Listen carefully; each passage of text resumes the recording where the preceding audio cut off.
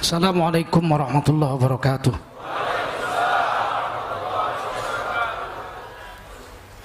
Hamdan wa syukran lillah, wa salatan wa salaman ala rasulillah wa ala alihi wa sahbihi wa mawalah. Allahumma salli ala sayyidina Muhammadin wa ala alihi wa sahbihi ajma'in. Amma ba'du, qala Allah ta'ala fi kitabihil karim, a'udzu billahi minasy syaithanir rajim. Bismillahirrahmanirrahim.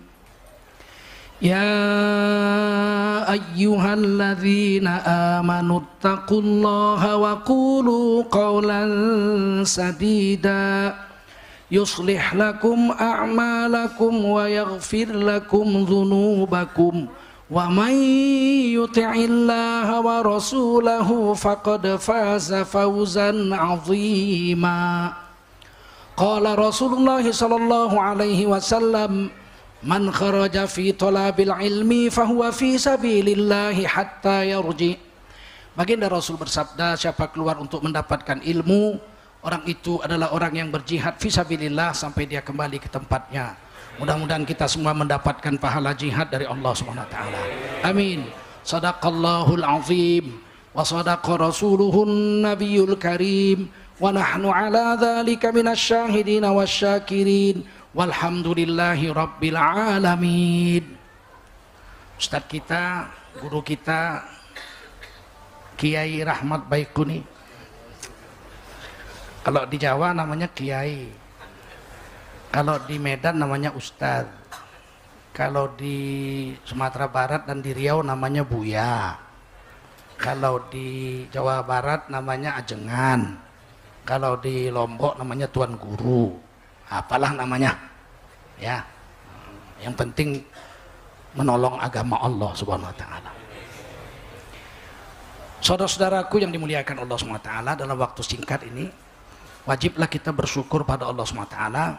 Salawat dan salam kita sampaikan untuk baginda Rasulullah sallallahu alaihi wasallam. Kita semua sepakat kita umat akhir zaman. Dan Nabi pun katakan tuba, tuba, tuba. Sungguh beruntung, sungguh beruntung, sungguh beruntung sampai 3 kali itu. Siapa orang yang beruntung 3 kali itu? Gak bisa dibayangkan kehebatannya. Ummati fi akhir zaman. Umatku di akhir zaman. Gak pernah lihat Nabi tapi beriman kepada Nabi Muhammad SAW. Kita lah itu. Sepakat kita umat akhir zaman. Cuman akhir dunia kita gak sepakat. Kapankah datang kiamat hanya Allah yang tahu. Kalau saya rasa akhir yang dikatakan oleh Ustaz Rahmat, akhir umat ini sekitar 50 sekian tahun lagi, 56 tahun lagi, itu mungkin keteguhannya kepada agama, atau malah justru mulai bangunnya orang Islam. Kata Nabi, saya zamanun ala ummati, akan datang satu zaman atas umatku. Ini pasti karena Rasul yang bersabda dalam kitab Nasoihul Ibad, akan datang kepadaku satu zaman, kepada umatku satu zaman, yafirruna minal ulama'i wal fuqaha. Pada zaman itu umat Islam melarikan diri, menjauh daripada para ulama dan para ahli fikih, ahli hukum Islam. Nggak mau lagi pusing, dikit-dikit haram, dikit-dikit haram, dikit-dikit haram. Mereka nggak mau lagi, joget kok haram, asyik dong, kanan, ke kanan, ke kanan, joget kok haram, haram, asyik tuh joget.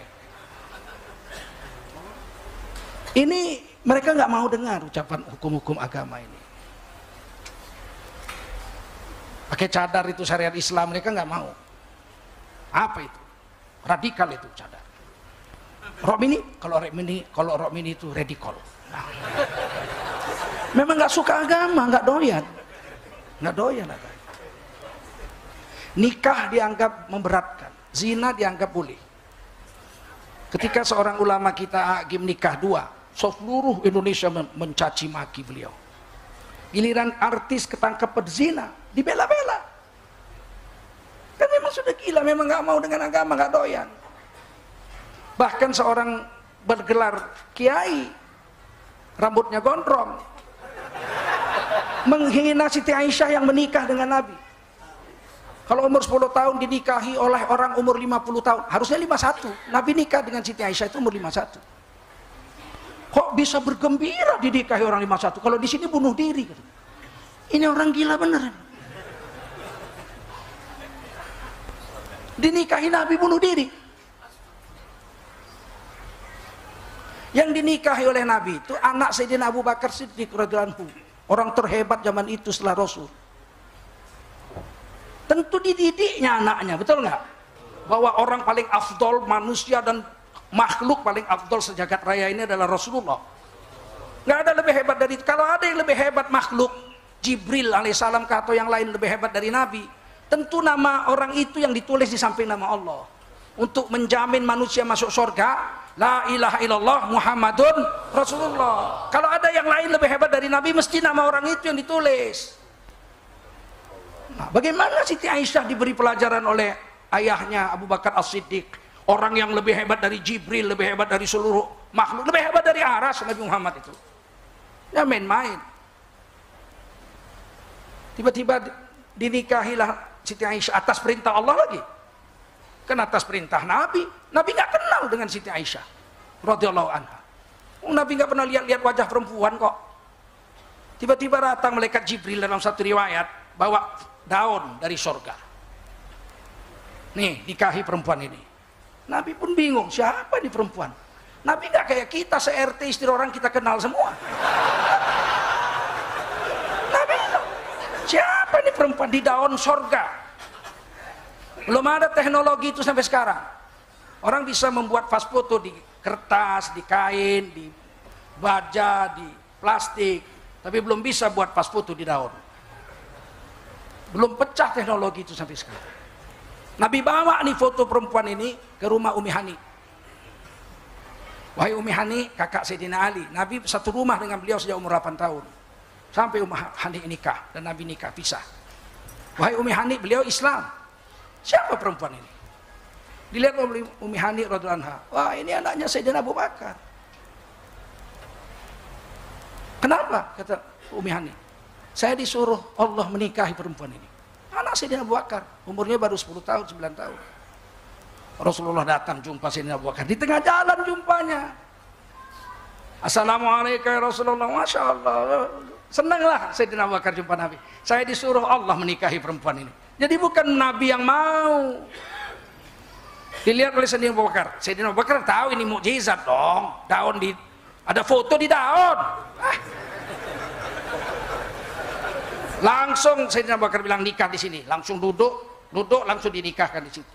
Dan boleh seorang bapak atau kakek wali mujbir menikahkan anak perawannya tanpa izin anak perawannya. Tapi tidak satu rumahnya nanti.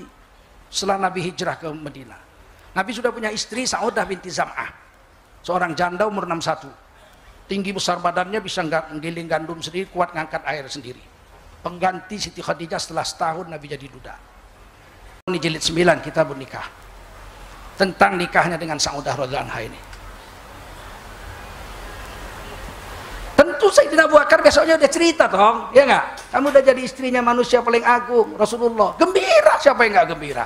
Orang Syekh Puji nikahi ke istri umur kan anak-anak, keluarganya senang semua, nggak bunuh diri itu istrinya Syekh Puji, bener nggak? Akal, memang kadang-kadang rambut terlalu gondrong, akal jadi susah. Kurang udara masuk mungkin. Kita hidup di akhir zaman, Mas. Orang lari dari ulama dan orang lari daripada ahli fikih. Fayabtalihimullahu bisalasati baliyat. Allah akan memukul umat akhir zaman yang tak mau dekat dengan ulama, nggak mau dengar hukum agama, dengan 3 bala bencana yang besar. Yang pertama, dicabut berkat kehidupan mereka. Nah, mungkin ini yang dimaksud umur umat ini sampai situ aja, 56 tahun lagi. Keberkatan dicabut. Yang kedua, wa yusallitullahu alaihim sultanan zalima, akan dikalungkan di leher mereka penguasa yang kejam. Nggak mau tahu tentang kehidupan rakyatnya. Dan yang hebatnya rakyatnya mendukung aja. Bikin jalan tol bergelombang aja, itu hebat. Itu rekor baru, nggak ada di dunia lain itu. Nggak ada protes, nggak boleh protes, harus memuji. Saya ini udah jalan 35 negara, kemana-mana masuk jalan tol juga, ya enggak? Cuman di Indonesia aja jalan tol begitu. Ini khusus untuk orang yang hamil biar cepat lahir.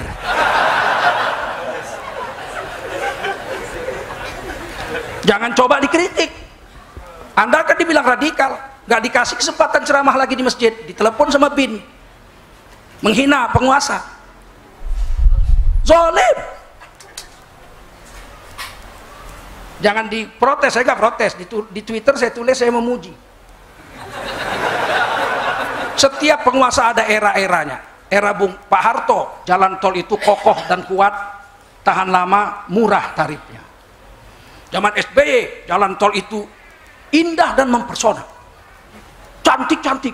Lihat yang di benua itu, yang di Bali, wow, di atas selat bagus, luar biasa. Kalau yang zaman sekarang ini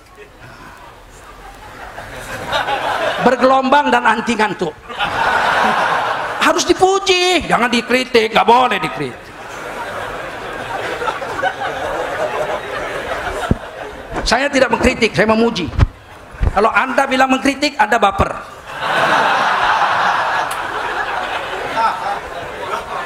Yang ketiga, wa yakhrujuna minad dunya bi ghairi iman. Orang Islam tercabut dari dunia itu, keluar dari dunia, iman nggak ada. KTP Islam, di mana-mana ngaku Islam, tapi waktu mati iman tercabut, mati kafir. Apa ini yang dimaksud keterangan daripada Syekh kita? Nanti kita renungi sama-sama. Saya ingin sampaikan satu hadis riwayat Imam Muslim, la taqumu sa'ah hatta ta'uda ardul Arab murujan wa anharon.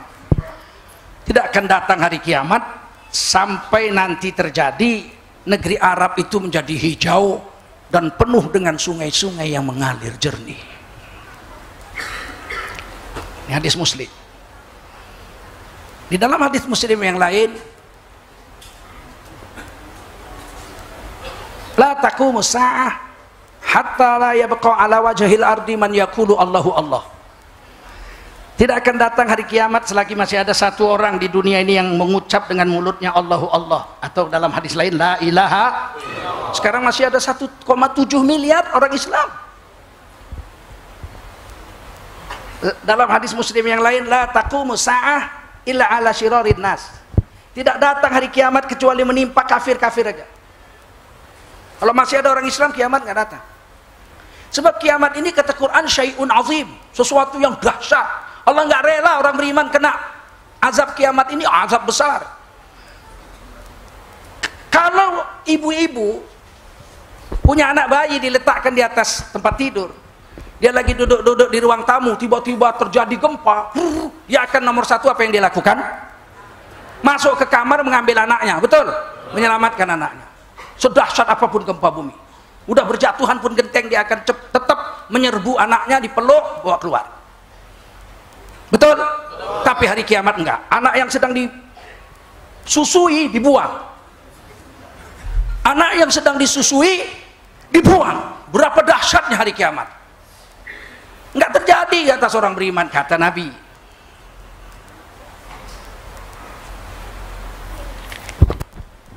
Kemudian apa?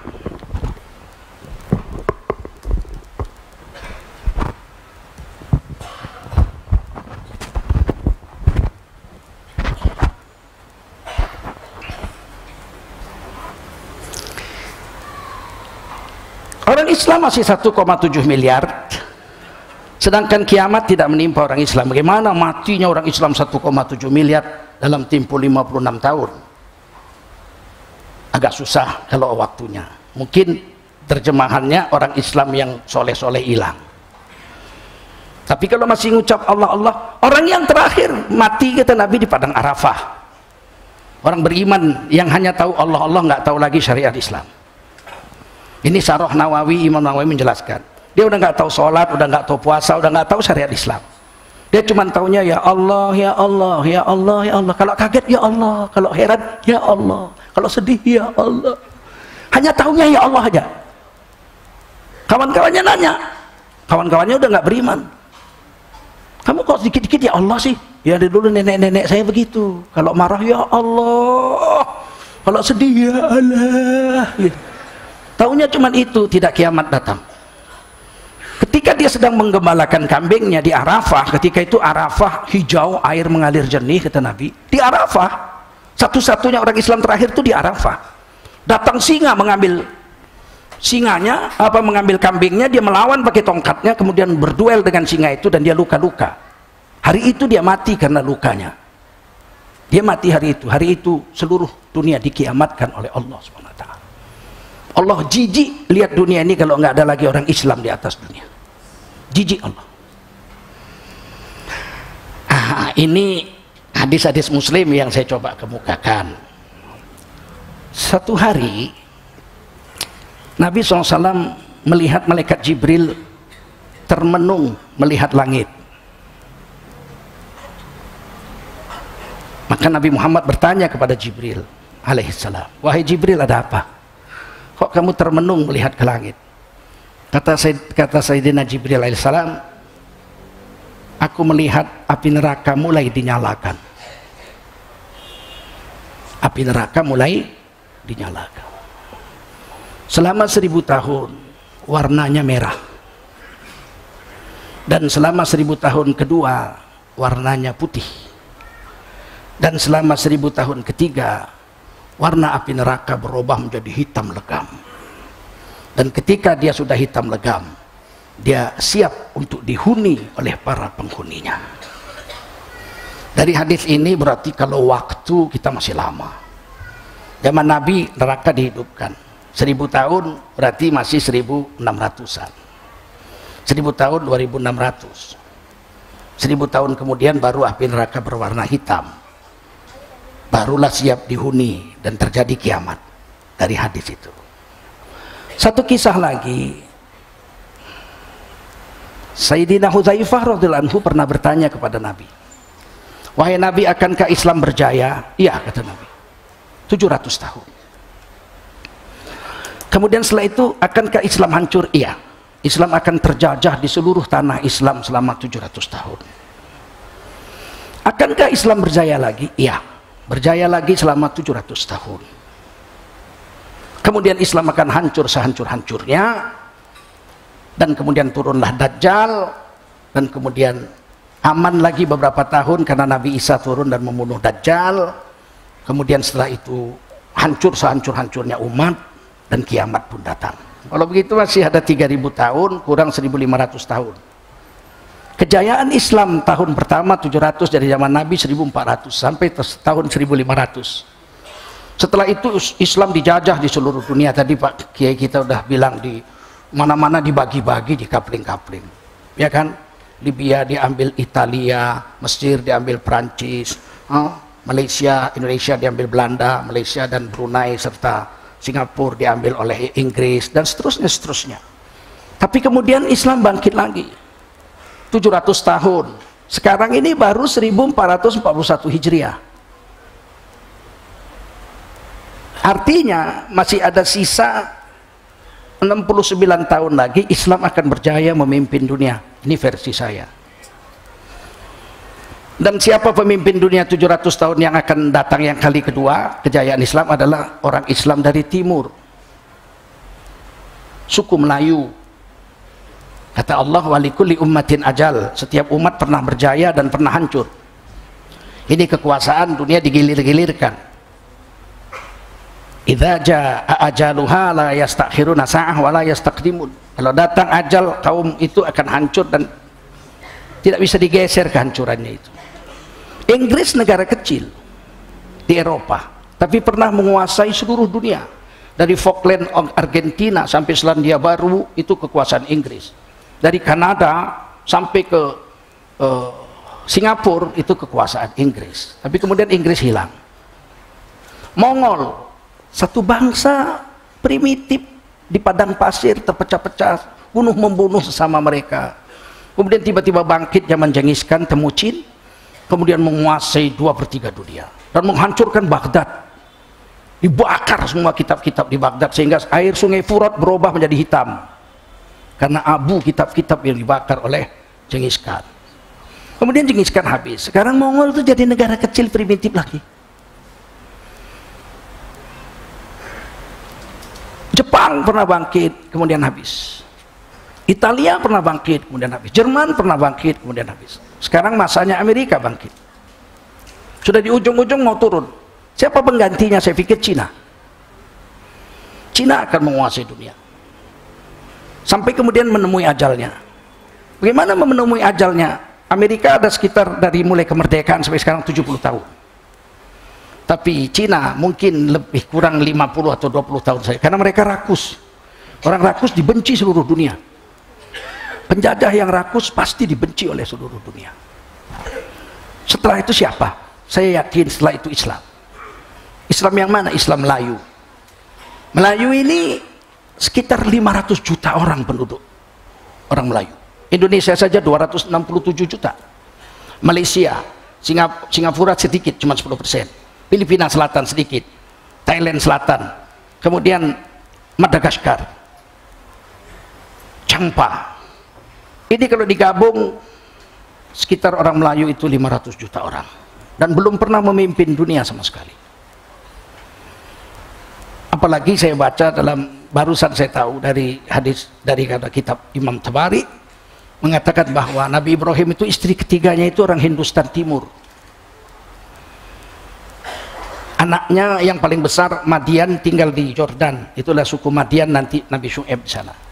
Sedangkan anak-anaknya yang lain disuruh datang ke kampung ibunya Kontura dan mulai membangun peradaban Islam di negeri Hindustan Timur, yaitu negeri Nusantara, ditambah dengan Champa sampai ke Filipina sampai ke Halmahera sana.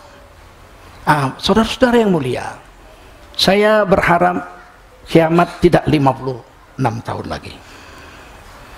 Sebab Imam Mahdi datang betul, tapi Imam Mahdi datang menurut riwayat yang saya ketahui menghancurkan imperium Yahudi, memimpin kaum muslimin memerangi Yahudi. Kemudian Islam berjaya 700 tahun. Baru nanti Nabi Isa turun. Nabi Isa bukan Imam Mahdi. Imam Mahdi dalam hadis dikatakan namanya Muhammad bin Abdullah. Sedangkan Nabi Isa alaihissalam, beliau tugasnya membunuh Dajjal. Kemudian menjadi umat Nabi Muhammad SAW, wafat dan dikuburkan di sebelah kuburan baginda Rasulullah Muhammad SAW di Madinah. Saya pikir ini jadi nggak begitu ngeri. Masih panjang umur, 56 tahun, ngeri. Tapi kalau Ustadz Rahmat betul, ya kita siap-siap saja. Saya rasa kalaupun 56 tahun lagi kiamat, saya pun udah mati juga. Nggak mengalaminya juga saya. Saya sudah tua, jenggot saya sudah putih. Tapi kalau Imam Mahdi turun dalam tahun 2024 ini, kemungkinan iya. Saya yakin tentang itu, Imam Mahdi, Muhammad bin Abdullah. Sebab beberapa guru saya sudah jumpa dengan Imam Mahdi itu. Masih kecil waktu itu, masih umur 11 tahun. Sekarang mungkin sudah hampir 40. Beliau turun umur 40. Sebagaimana Rasulullah diutus jadi Nabi, dan beliau akan menjadi khatib di Masjidil Haram. Ketika itu Masjidil Haram turun salju, sehingga khatibnya muntah darah, batal jadi khatib. Maka orang yang ke-40-nya menggantikan adalah Muhammad bin Abdullah, Imam Mahdi yang akan memimpin kita memerangi Yahudi. Dan Yahudi ini nanti sembunyi di belakang pohon, sembunyi di belakang tembok pun tembok akan bicara. Sembunyi Yahudi di belakang batu, batu akan bicara. Ya Abdullah, miwarok Yahud. Abdullah, di belakangku ini ada Yahudi, bunuh aja. Hanya satu yang bisa yang mau menyelamatkan Yahudi, yaitu pohon horkot, pohon pinus, pohonnya orang Nasrani. Saya memikirkan kalau memang pohon horkot sembunyi di situ, wallahu alam. Tapi mungkin arti kiasannya yang mau berjuang menyelamatkan Yahudi adalah orang-orang Nasrani, orang-orang Kristen. Cina nggak mau menolong Yahudi, mereka nolong dirinya sendiri. Oleh karena itu musuh kita nanti Yahudi, dan pasti kita berperang dengan Nasrani karena mereka membela Yahudi. Kemudian apalagi yang ingin saya sampaikan, bahwa ketika Yahudi habis juga, terbunuh di bawah pimpinan Imam Mahdi abad sekarang ini, berarti Islam akan berjaya 700 tahun, karena yang menghancurkan Islam seluruhnya Yahudi. Apa-apa ceritanya Yahudi semua. Nyanyi-nyanyi supaya orang Islam nggak sholat, nggak zikir, Yahudi juga. Menghalalkan riba, Yahudi juga. Bank-bank itu semua Yahudi yang buat. Melakukan perzinahan, mereka tidak berzina orang Yahudi, tapi kita disuruh berzina sama mereka. Orang-orang Yahudi perempuannya tutup aurat bagus, kita disuruh pakai baju rok pendek. Mereka pakai cadar. Ada orang Yahudi itu istri-istrinya pakai cadar kalau rohib-rohibnya itu. Sementara kita pakai cadar dibilang radikal. Ini semua kerja Yahudi aja. Mereka buat maret, mall itu semua dia. Punya kerjaan, alat-alatnya ya orang-orang yang itu.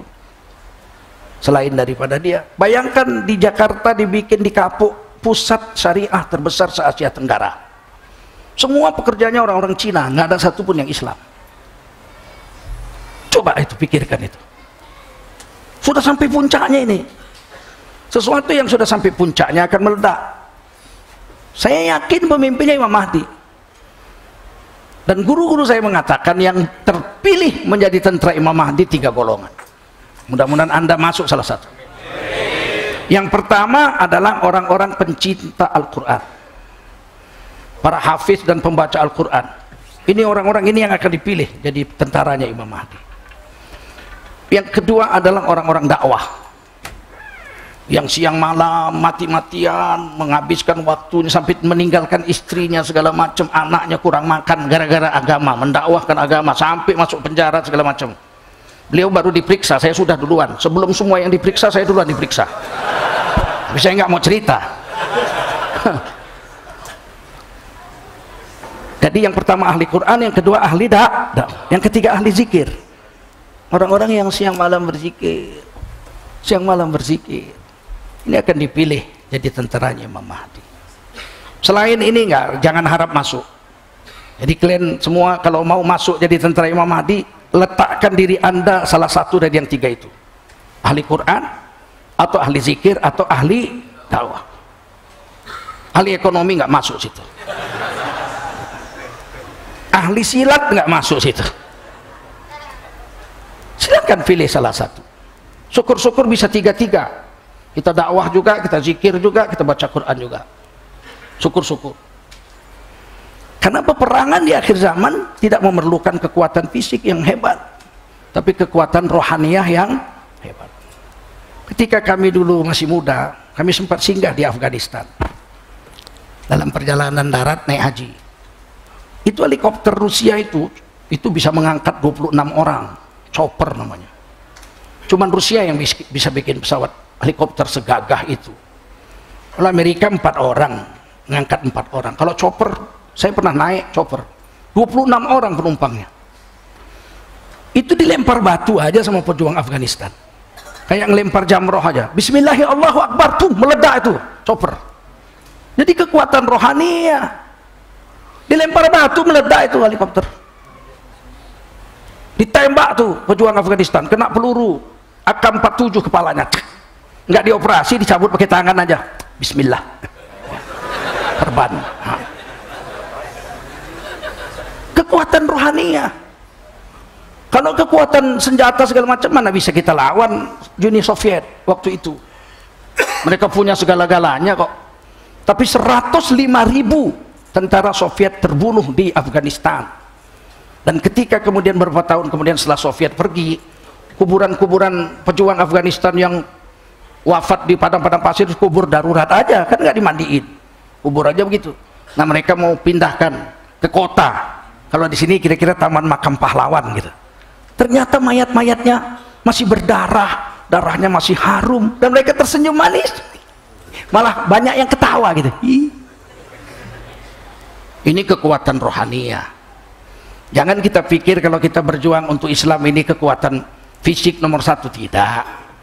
Kekuatan rohaniah yang nomor 1. Mudah-mudahan kita masuk dalam pejuang-pejuang agama itu. Nah, jadi saya pikir begini, kesimpulannya, tapi begini ya, orang Islam yang lari dari agama itu, ketika Islam bangun kembali, tetap aja 30% munafikun. Nabi aja, Nabi ketika perang Uhud berangkat dengan 1000 tentara, itu Nabi. Keluarlah Abdullah bin Ubay dengan pasukannya, ikut perang juga, 1000 berangkat dari Madinah 6 km 1000. Tapi dia keluar bukan untuk berperang membela agama, bukan untuk berperang membela Madinah. Dia ikut keluar dengan pasukan Rasul untuk mengajak orang-orang yang ikut perang pulang. Jangan, nanti kita mati mubajir aja, mati kodok kita nanti. Ini yang dilawan 3000. Oh, tentaranya lengkap, terlatih. Kita apa? Kita petani. Orang Madinah ini petani. Badan kita nggak sekuat mereka. Ayo pulang. Apa yang terjadi? Abdullah bin Ubay berhasil mempengaruhi 300 orang. Dari 1000 jadi 30%. Munafikun zaman Rasulullah berapa persen? 30%. Kira-kira kalau zaman kita berapa? Kalau Imam Mahdi turun menurut beliau 2021 sampai 2024 ini, kira-kira munafikun berapa persen? 30% atau 70%? Hah? Kalau mereka 70%, kita tidak bisa mengalahkan mereka kecuali dengan rohaniah yang tinggi. Kata Nabi, satu orang Islam yang benar-benar Islam, dia bisa mengalahkan 10 musuh. Berapa? 10 musuh. Jadi kalau 70% masih kurang itu, masih bisa lah, 1 lawan 7, ya kan? Saya kalau 7 masih bisa lah. Boleh dites, habis di halaman boleh tes. Kalau 7, insya Allah. Demikian saja saya pikir. Yang penting kita satu langkah, persiapkan diri untuk menyambut kedatangan Imam Mahdi, dan itu keniscayaan. Apalagi sekarang seluruh dunia kita ditekan. Saya katakan di TV One kemarin, apapun peristiwanya, kejahatan terhadap kemanusiaan sekarang bongkar membongkar. Amerika dan Eropa membongkar kejahatan Cina terhadap Uighur. Cina bales kejahatan Amerika di Libya dan Irak. Afrika, Zambia membongkar kejahatan Burma di Rohingya. Kemudian orang negara-negara Islam termasuk Turki membongkar kejahatan Israel di Palestina. Apapun ceritanya, kejahatannya, bentuknya apa, politiknya apa, tetap korbannya orang Islam. Korbannya nggak beda, pelakunya beda. Amerika di Irak, Libya, korbannya orang Islam. Uni Soviet dengan penguasa Syiah Nusairiyah di Suriah, korbannya orang Islam. Betul? Betul? Orang Syiah memberontak di Yaman, korbannya orang Islam.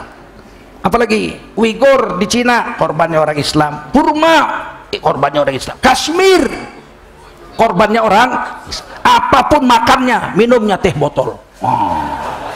Apapun ceritanya, korbannya adalah orang Islam. Masih belum sadar juga ke orang Islam? Masih ada yang mengatakan itu di Uighur itu adalah gerakan separatis seperti Papua. Nanti ku garuk kepalamu baru kau tahu. Kalau gerakan separatis mesti ada korban dong. Betul? Kemarin tentara kita 2 syahid dibunuh oleh separatis Papua. Nggak berani bilang separatis. KB, kelompok KB, ya, kelompok KB, nah, keluarga berencana. Nggak berani bilang separatis. Diumumkan korbannya. Kalau memang Uighur itu separatis, pasti Cina udah besar-besarkan dong. Ini korbannya, ya nggak? Ditembak, yang ini tentaranya dibom, yang ini tentaranya digranat, satu pun nggak ada. Betul? Percaya Anda kalau memang betul separatis sudah banyak dibunuh tentara Cina, Cina nggak bongkar bahwasanya Uighur itu membunuhi tentaranya? Percaya? Mana mungkin, hanya lu orang mau percaya lu. Jangan percaya lu. Saya nggak ditangkap bilang gitu Pak, karena saya anak Cina. Istimewa saya, lu orang jangan percaya lu. Apapun, saya tutup ceramah ini, apapun motifnya, politik kah, budaya kah, ekonomi kah, apapun motifnya, kejahatan di seluruh dunia, korbannya adalah kaum muslimin. Akankah kita berdiam diri? Akankah kita berdiam diri? Buat gerakan, satukan langkah umat. Saya sudah buat yayasan Barokah Sumatera Utara. Target saya membangun rumah sakit 10 miliar. 1 juta orang kali 10.000 perak aja, 10.000 aja, 10.000 aja. Tapi 1 juta orang, 10 miliar. Saya sudah bisa bangun 1 rumah sakit. BPJS bayar, yang nggak bisa bayar BPJS kita gratiskan. Paham? Tunjukkan semua pemerintah ini sampai 2024. Saya 3 rumah sakit 3 tahun, Abdul Somad 3 rumah sakit 3 tahun, Buya Yahya 3 rumah sakit 3 tahun, Hakim 3 rumah sakit 3 tahun, 10 kiai 3 rumah sakit selama 3 tahun, 30 provinsi sudah ada semua rumah sakit. Buktikan pada mereka kita bukan pengemis. Kalau BPJS nggak mampu menanggung, kita yang nanggung. Siap? 10.000 1 orang, ikut saya, follower saya 1 juta, itu 10 miliar untuk biaya operasionalnya, untuk bangun rumah sakitnya 10 miliar. Sanggup nggak? 20.000 setahun sanggup nggak? Nah itu sekarang gede, panas-panas juga ada orang mau bikin rumah perumahan syariah, penipu. Orang Islam yang nipu itu 1-2 orang dan tidak berkualitas, memang tidak dikenal. Kalau sekelas kiai kita ini, sekelas saya mau menipu, buat apa kami menipu? Gaji kami aja nggak habis dimakan kok. Bukan kaleng-kaleng ini. Paham? Siap? Rekening saya catat 762. Oh gitu. Ini yang hadis 1.000, kalau 1.000 kali 10.000 itu udah 10 juta.